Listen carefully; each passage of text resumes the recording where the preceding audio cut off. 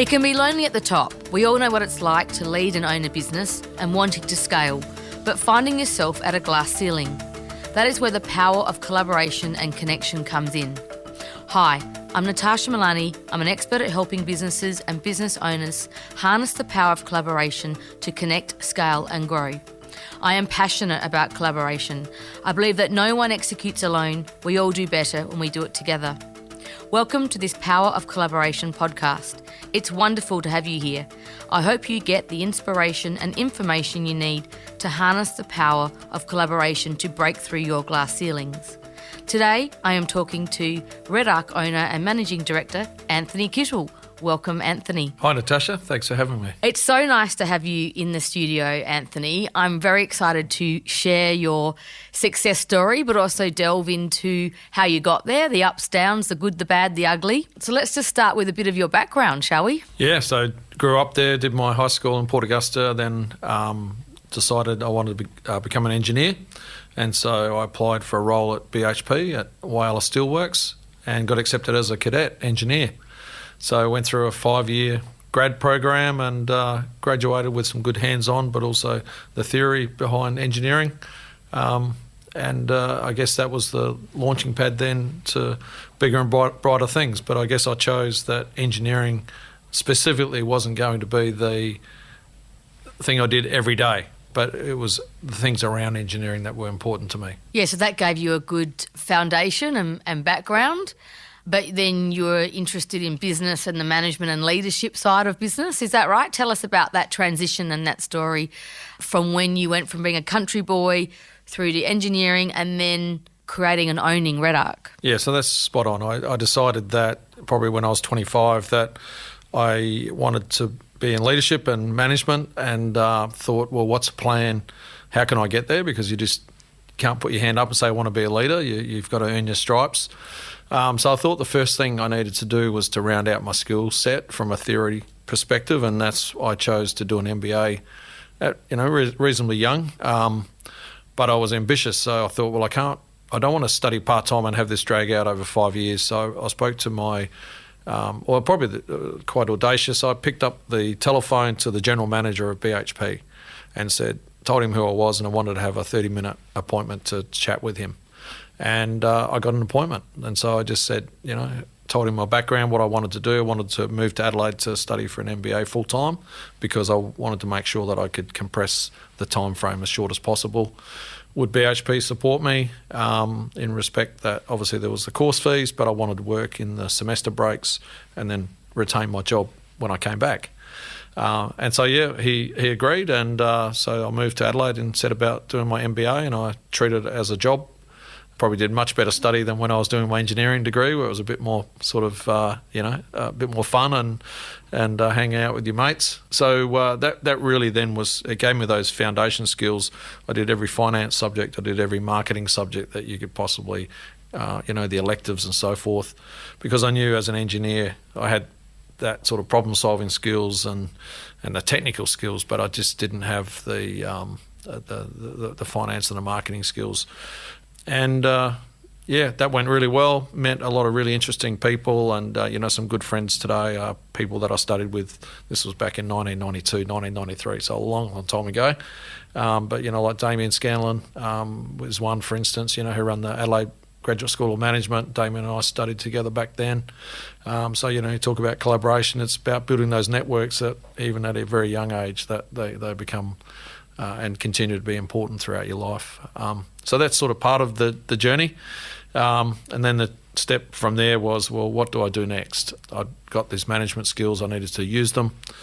And when I went back to BHP, it was a recession in 92, 93 in Australia, and they were laying off employees. And my manager at the time said to me, look, if you can find a better job, then he'd encourage me to take it. But if not, he had a job, a management role for me there at BHP, and I'm not sure if that was within his remit to say that, but we had a good relationship, and it was the best piece of advice that I got. So I found a role down here in Adelaide, working for a manufacturing company called Arrowcrest Group, ROH Wheels, and pretty much walked in as a project engineer within 18 months I was manufacturing manager, and then within another 18 months I was general manager. So I was able to really quickly get runs on the board and be a general manager of what's called their aftermarket wheel division. So we made the wheels, the stylish wheels that you see in your Bow Repairs and Bob Jane's and those sorts of tyre shops. But it was an outstanding role because it gave me international selling experience, marketing. We were sponsoring different car races. Back then it was the ROH Commodore Cup, which hadn't really been done before. But I got to go lots of different countries representing the company, running a manufacturing plant. So building these skills, which I use every single one of them today, 20 years later. So I then worked as a GM there until I was 32 and decided that I wanted to go into business myself.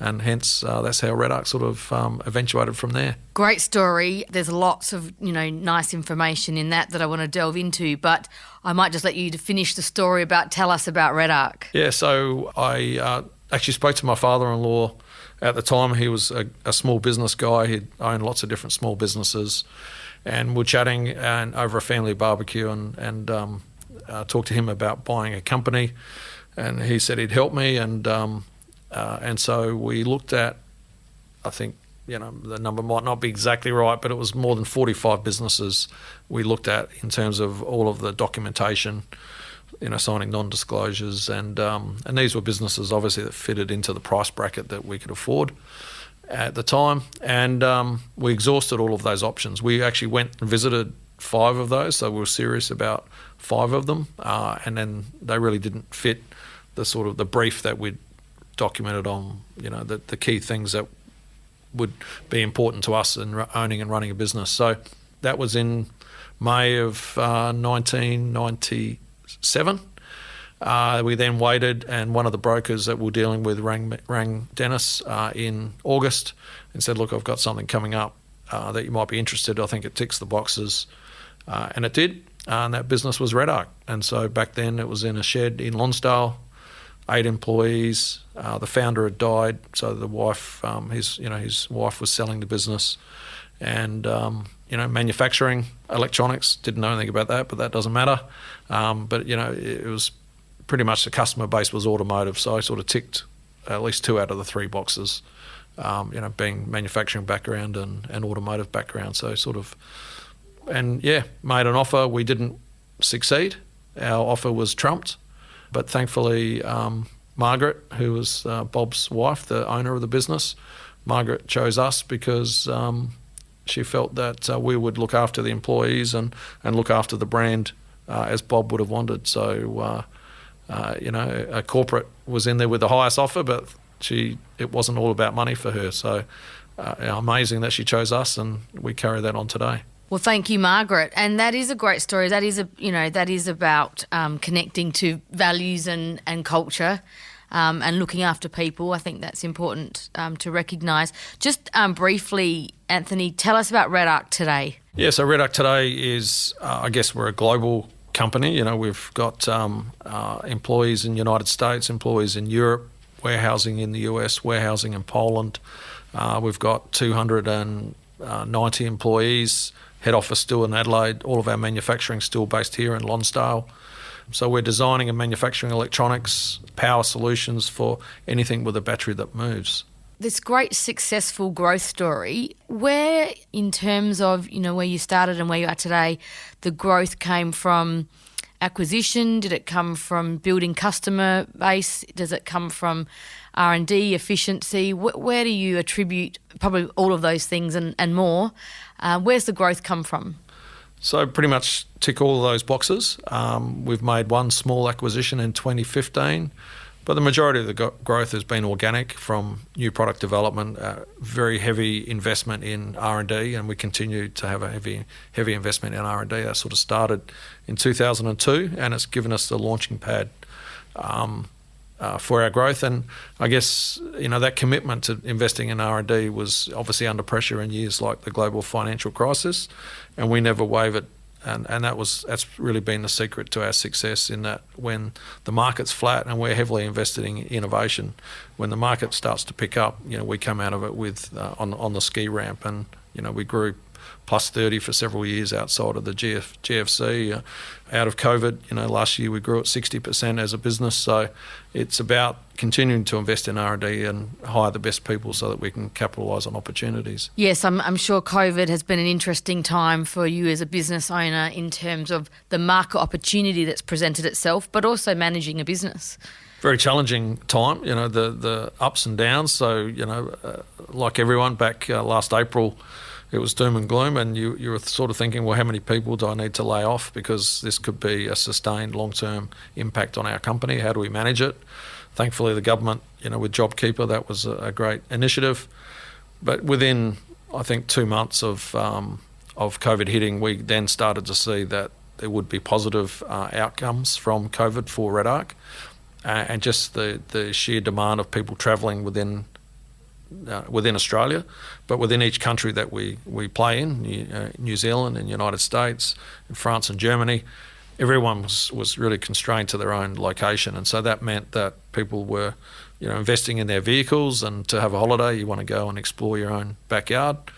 And Redarc, we had the capacity. We expanded our factory in 2018. So we had this capacity available. We never had enough people, but we obviously through COVID, there were a lot of people who became available, and we hired 90 people last year post June. So we had to really become innovative in the way we hired to onboard people and make sure that we chose the right people and not affected the company culture. So there were lots of challenges, but I'm just, I guess, in awe at what our people have achieved through these circumstances, in that we've had to really adjust, and people working from home, and all of these challenges that everyone's faced. But our team seem to have just managed it so well, and we kicked goals like we could never have believed, and grown the business to post 100 million.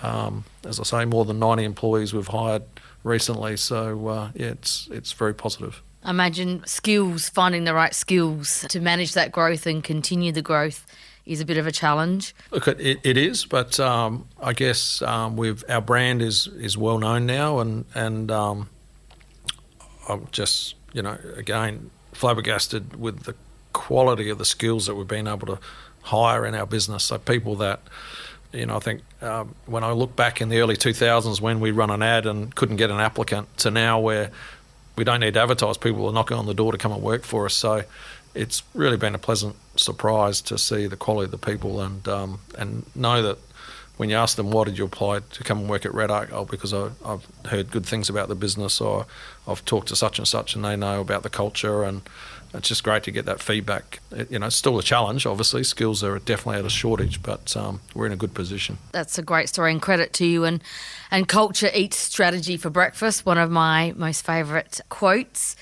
Picking up on your earlier story, you're talking about when you did your MBA, talking about developing those softer business skills, the finance, the marketing, sales. I also read that in your story, you focused on changing the culture when you acquired the business. And then in the year 2000, you set up the first real business plan. Can you delve into what made that business plan successful, and what is your business planning process? I think that's a really interesting conversation for business leaders. Sure. So how I designed the first business plan was, I think it might have been in the Institute of Company Directors magazine, or one of those sorts of business professionals type publications.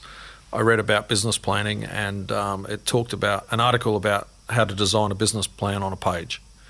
And I had 3 segments. Where are we now? Where do we want to be? How are we going to get there? And I thought, well, there's a framework, and I'll use that. And so that's pretty much, there were some bullet points under each of those headings. And we, one of the key things then was to obviously grow our customer base, to invest in innovation, to expand into adjacent markets. So we looked at the four-wheel drive and caravan and camping market. Looking back 20 years, post 20 years, you look back at that and you think, that was a really good decision back then. We never knew how it was going to go, but it's now the largest segment of our business. So that was how we went about it. At the same time, we documented our company values for the first time, and we documented our vision and our mission. So, I used all those tools back from studying my MBA, and that's how we started. But I made sure that, we only had 10 people, so it was a pretty easy exercise to get everyone on the same page, because I gave them the page and said, here's our strategy, and we hung it up in the company, and we just stuck to the plan. And so one of the key overarching goals was that we wanted to be a $5 million revenue business in 2005. And at the time, in 2000, we'd hit 1 million, which felt like you were climbing Everest. So we had this, audacious plan, and as Bob Beaumont says, don't dream big, dream huge. And that's what it felt like. But in 2005, we hit $5,020,000 revenue. Hit the mark. And that's great. Thank you for sharing that. It's kind of, I think, important to have that planning process, but to not make it overly cumbersome. It has to be simple, and being able to sort of distill that through the whole business, isn't it? Yeah, so we still use that same practice today in terms of a plan on a page. So our 2025 strategy, for instance, is a one-pager that every employee has access to.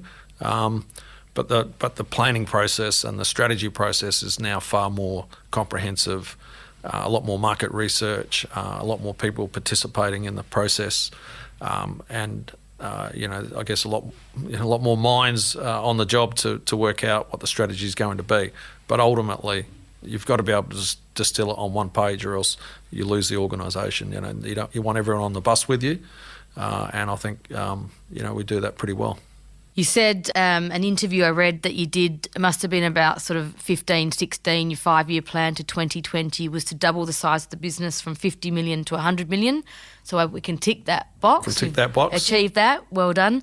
What's next for Redarc? Look, we got some pretty ambitious plans, and I guess I'll say that if you look at the numbers, in 2000 we were 1 million in revenue. In 2005, we were 5 million in revenue. In 2010, we were 10 million in revenue. 2020, we're 100 million in revenue. So I'll let you guess what the 2030 target is. So that's our BHAG that we're aiming for. But to put it in practical terms, it's really about growth in the United States. It's a flourishing market for us. Our brand is really well received over there. People in the US that go what's called overlanding, which is our four-wheel driving, they see that Australian four-wheel drive products are the best in the world, because they have this belief, and it's true, that if it can survive in the Australian outback, it can survive anywhere. So companies like Redarc, Rhino Rack, ARB, Max Tracks, the list goes on, Safari. These are Australian born and bred companies taking their products to the US. And so it's interesting, four-wheel driving in Australia has been around since the 70s. That's sort of when the market sort of started to consolidate and come together. In the US, it used to be called boondocking. Now it's got this bit more sexier term as overlanding. And this whole industry's created only in the last 5 years. So it's a new industry in the US, growing at plus 30% per annum. And we're right in there, right amongst it. At the moment, we've got 16 billboards around the United States. The entry to Yellowstone National Park, Joshua Tree, all these different locations that Redarc's up on the billboard. Huge amounts of social media. We're obviously building a workforce over there focused on customer service, on technical support, on e-commerce. So that's really one of the big drivers of our 10-year strategy. Defence, obviously with South Australia, what's happening here in the defence space in Australia, where we set up a new business in 2016 called Redarc Defence Systems. That's now grown to 12 employees and about 16 million in revenue. So the aim is really to grow that business to about 20% of our total business over this next 5 to 10 year period. And then there's European expansion. So there's no shortage of opportunities, and I guess a good strategy is more about what you shouldn't do than what you should do. And so, we've got these big opportunities. We need to be clear, this is what we do and this is what we don't do. Because the hardest thing's saying no and getting distracted. So I think that's a good plan, is, knowing what to say no to. So I think we've defined that particularly well, and get on with the main game. And so it's about investing in those three big opportunities. I love that. A good strategy is about knowing what to say no to, and as much as what you want to say yes to, it's about what you say no to. So you talk about export, global markets, and customising for those markets, talk about different industry sectors. In this podcast, we focus on collaboration. Can you share with us, in terms of your growth, whether it be that global expansion or whether it be into another industry like defence, where does collaboration play a role for you? Permeates all of those areas. A couple of examples that where collaboration has been important is, I met a gentleman in the US in around 2010. We got them they were a specialist, had some specialist technology that needed to integrate into one of our products. So we engaged them as an R&D activity in the US, and they designed a component that fitted into a larger Redarc product. So we built a relationship, and I went and visited and stayed at his house, and played golf and had meals together. And I said I wanted to expand into the US. He had spare land and spare warehousing capability, so they act as the Redarc North American warehouse. He's got a couple of staff that are basically full-time Redarc employees. We pay them a fee, and they answer the phone as Redarc. And that was just through building that relationship, that we could have the trust in each other that we can set up this operation. At some point we may well outgrow that, but it's just really helped us, a foreign country set up and run. Another example is setting up a bank account and setting up legals and all these sorts of things. To set up a business in the US is really difficult these days with all the legislations and challenges they put in front of you. And again, through a friend here in Australia, I got introduced to a gentleman who's the ex-Managing Director of Polaris Industries, the off-road, the quad bikes and so forth. Introduced to David, and David's our US corporation director. So him and I are the directors of the US business, and so his expertise in helping us, work through a minefield of issues like, payroll tax or state taxes in every different state in the US is just a minefield. Little things like that, so that's around meeting people and I guess, your networks. But another example of collaboration is in Europe. We needed to set up a warehouse in Europe for our distribution. Met a gentleman in the four-wheel drive industry in Melbourne, and he got together 6 or 7 four-wheel drive accessory businesses. Redarc was one of those. Set up this warehouse in Poland, and he acts as our warehouse and distribution logistics operation for the European part of our business. So, there's little examples like that permeate right through. Even just obviously Adelaide, everyone knows everyone in Adelaide, so that collaboration and networking is critical here.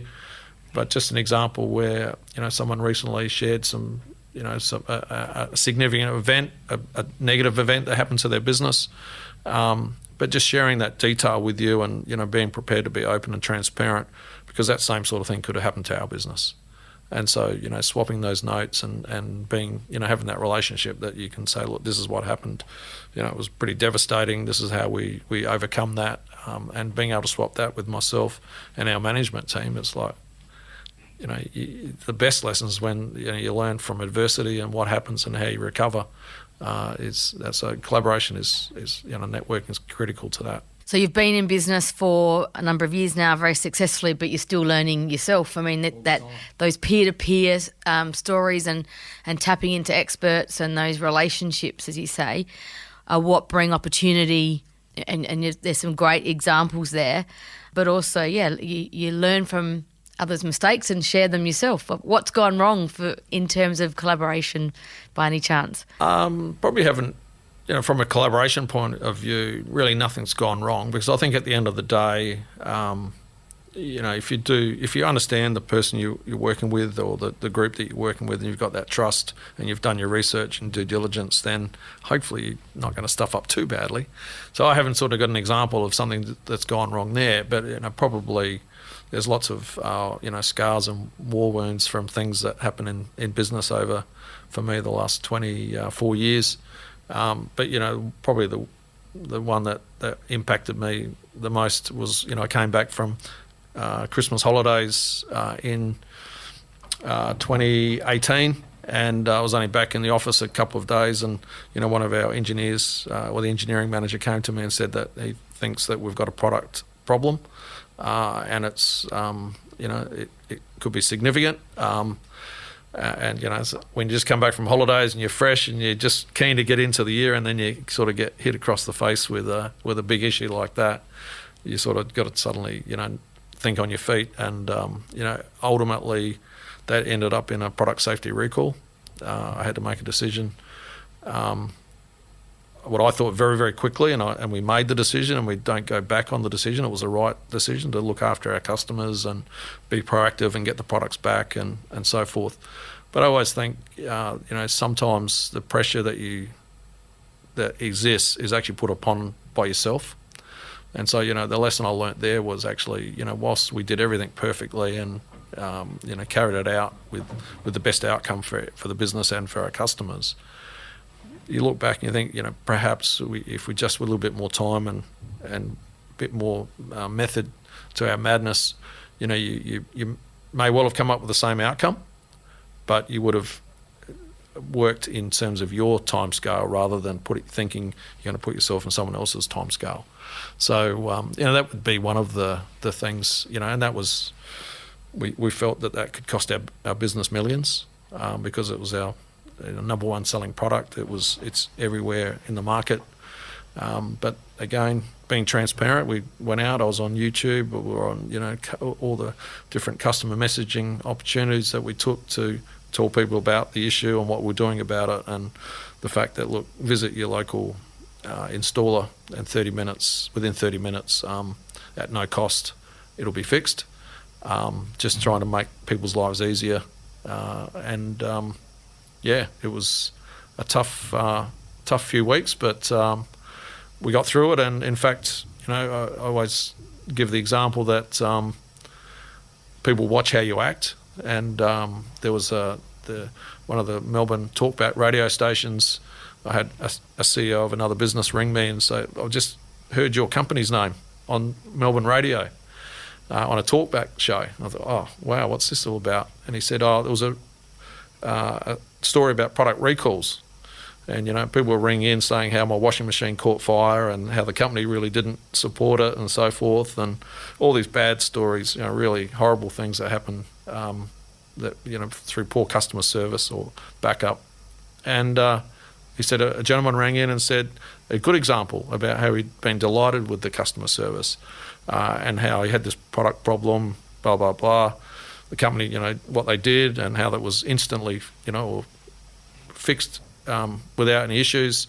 And the announcer said, "Can you tell us who the company is?" And the caller said, "Well, am I allowed to say their name on radio?" "Yeah, sure." He said, "Oh, it's Redarc." And so this CEO rang me to say, "You guys are being, sort of lauded as a case study of how to do things right when things go wrong." Kudos to you, because that's turning, something that could have been very challenging into a positive. And you said, you're making those decisions in sort of real time, very quickly. Even in COVID, we used the words agile and pivot and all these. How do you, as a leader, lead in those times of great pressure? I think the key is, again, to take time. You can't take as long as you like, because there is certainly deadlines that you have to meet, and there's risk. But I think the key thing is information, making sure that you've got the best information available and seeking out that from all the different sources. Having that great network and collaboration that you can pick up the phone and talk to people outside of your industry, or people that you think, actually, they could give us some really good advice to help us. So I think that's the key is I find that when the chips are down and you feel like your back's against the wall, a lot of that pressure comes from within. So take a breath, map out a plan, do the research, get the information, and then make a decision. So it's a planned process rather than, shit, we need to panic, what are we going to do? And particularly, because your managers and other people in the organisation are worried. They're worried for whether the company or for your job or whatever the outcome might be, the worst outcome. That's what they see. And your job as the leader is to say to them, look, it'll be okay. We're working on a plan. This is what we're going to do. And give them, just all they need is that surety that you've got their back and it'll be okay. Yeah.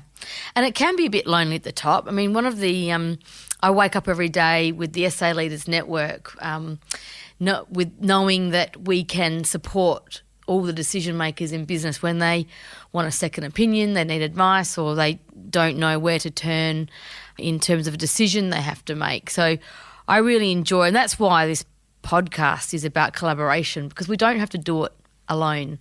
We can do it together, and particularly here in South Australia. Absolutely. There's always someone who's got a little bit of information, that little gem that just might make your life easier. And so, it's like at school, never be afraid to ask a question. So, put the hand up and ask the question. But, with your networks, reach out, whoever, SA leaders or whoever you might have access to, and ask the question, put it out there, because there's got to be someone who knows something. Yeah, absolutely. Vulnerability, very powerful. You mentioned you had looked at the defence industry, and you've successfully entered that market in many different ways. Did collaboration play a role there? I imagine that's quite when you venture into the defence sector, there's a lot of compliance. It's a new industry. Tell us that story.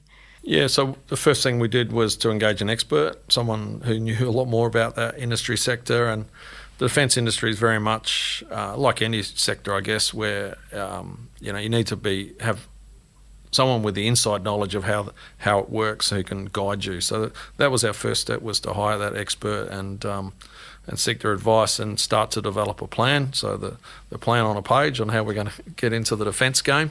And then, the networking and the collaboration is critical in terms of, joining up with industry groups and networking, getting out, meeting individuals, touring other businesses that are in the industry. So we did all of that, and it took much longer than we expected to come up with what's our plan and what's our strategy for us to be successful. And even now, the first piece of advice I got was that defence is a marathon, not a sprint.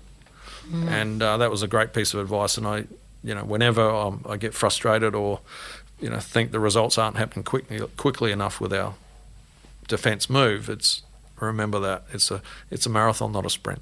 We're in this for the long game, and it's very easy, when you're investing, you're not getting an outcome as quickly as you'd like, to say, well, that's enough, we're going to pull the pin.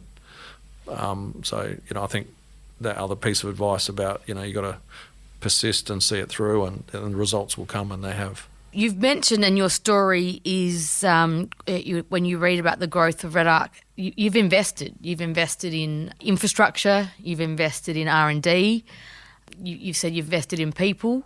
Talk to me about some of the, the investments, and then you've also said at a point you have to pull the pin when it's not working.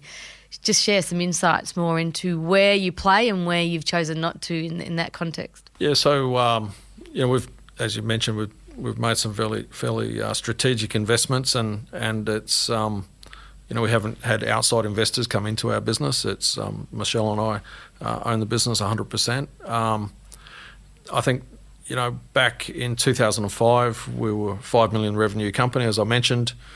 And then we made a call to build our own facility. We'd been leasing buildings and modifying things to make it do. And as you're growing, it gets even harder. So we decided to buy some land and invest in a facility. And $5 million was the investment amount. So we're a $5 million sales generation business, and we're going to invest $5 million in a new factory. And so that was a real roll of the dice. So I guess that was the first major call to know that I was playing outside of my comfort zone, and I needed help. So we set up an external advisory board. Then I went out and again through networks, found the best people I could find in our industry sector to come on board and support us and support me whilst I was making these crazy decisions. So that was sort of one of the first ones, and that went exceedingly well.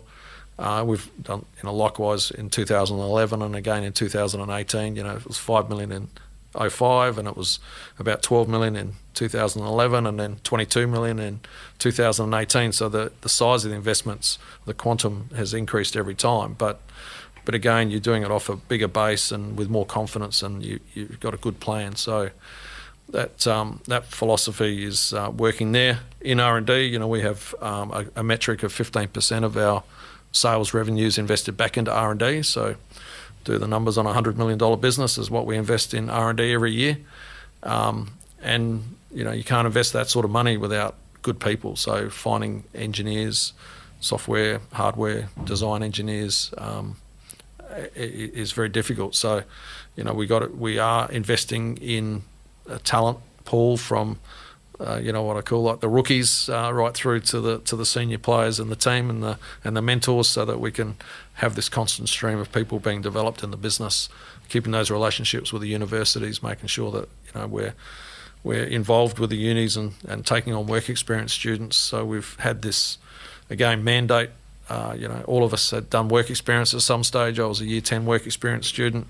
I see the value of all of that. So, at Redarc, you can come and join us in year 10. You can come and join us as an undergraduate for work experience. Whatever we can offer, because we know, I know that's how my career has got to where it is. So we do that for all of the people in our company, and it just helps us attract and retain talent to be able to support that, investment in innovation. And as I say to our people, we will never be the lowest cost producer. All of our competitors, or not all, but majority are going to be producing in low cost countries. We're the only manufacturer of our type in Australia. So we've got to employ the smartest people and create the best technology. That's how we'll be competitive. That's really our approach. Interesting. You're the only manufacturer of your type in Australia.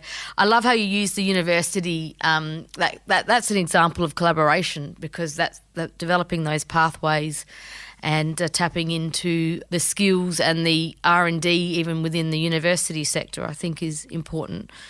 And that 15% metric, I think that's a learning for anyone listening to think about how they determine where they invest in R&D in their business. Yeah, so I researched, what's typically in our industry sector and technology space, what are people investing in R&D? And in our sort of area, it was somewhere between the better companies, maybe 3 to 6% of their revenue back into R&D.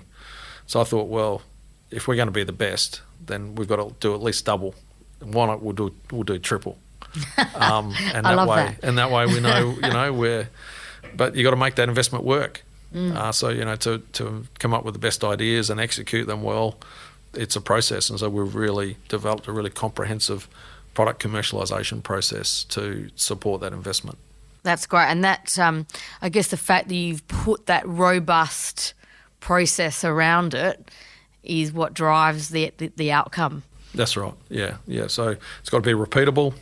And, like we talked about, you got to know when to say no. So we've got, a whole series of gates and metrics that decide, is it a good investment or is it not one that we should pursue?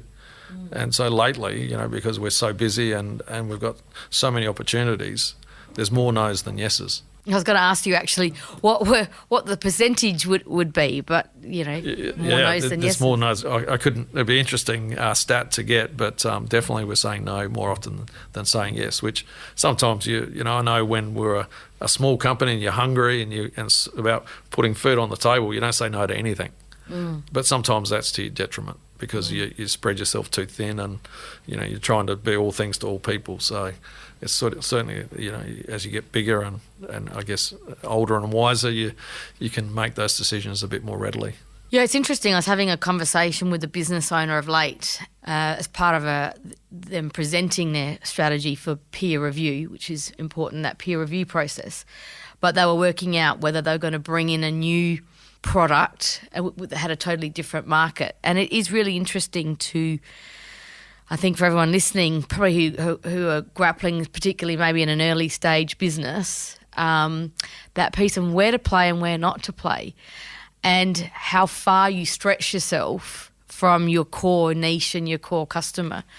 So anyone who's listening, I think Anthony's shared a really nice framework and definitive sort of response to don't play where, say no if it's not where you should be playing. Yeah, I mean, the hardest area to play in, as you say, is new product, new market. Yeah. You know nothing about the customers. You know, it's something totally new. It couldn't get anything more risky. And sometimes you have to do it. But, you know, when you're a small business, that can be the difference between a company failure or survival. Just to segue as we conclude our chat today, Anthony, I really appreciate your time. As a sort of a couple of practical tips to share with the listeners, their business owners who are trying to get to the next level in their business, what would be some final tips you'd like to share with them? Yeah, probably to summarise some of the ones that I've mentioned through this podcast, you know, is to know when to say no and have the courage and fortitude to say no, because it's not a word that we can say easily, particularly when, you know, you've got a customer knocking at your door saying, look, you know, this is going to be a great opportunity. Will you support us or will you be involved? So that would definitely be one. Look, I think the other ones are you've got to go with your gut. You know, it doesn't matter how good the planning process is. Ultimately, your gut tells you whether it's good or not. So, you know, I always use my gut, but surround that with a good plan. So I think, yeah, most people know, you know, when you talk to people, they actually know the answer. You're just the sounding board to bounce those ideas off so that they can either, you know, confirm or otherwise their intention. But most people I speak to, they actually know what the right decision is. So it's you know, it's your gut and that experience that tells you what to do. And then lastly, I think, you know, I see it many times, and in some ways it's a little bit frustrating.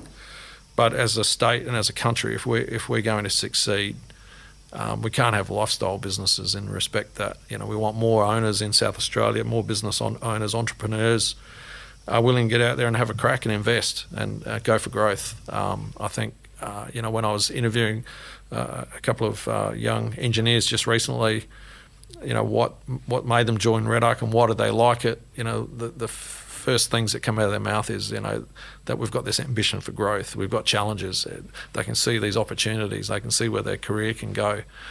So you can create a lot of, you know, dynamic environment here in South Australia. So I just encourage other business owners to get out there and take a risk and back themselves. It's a really great point. And you talk about the BHAG, think big, and I do encourage everyone listening to take that leap and take the risk, as you say.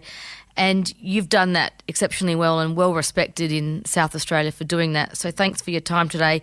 You shared some great stories on collaboration, some great success stories, because you went out there, you met people, you had conversations, you looked at new markets and you took the risk. So if we can just inspire everyone else to do that, we've done a good thing today. Thanks, Anthony, for your time. I really appreciate it. Thanks, Natasha. Great to be here. At SA Leaders, we're all about collaboration and community. If you're curious to know more about how we can help businesses and leaders just like you to scale and grow beyond their glass ceilings, then visit our website at www.saleaders.com.au. And please don't forget to subscribe, share this podcast with your network, and write a review if you really enjoyed it. This has been an Audiosity production. I'm Natasha Milani, and I look forward to chatting with you next time. Happy connecting, and see you soon.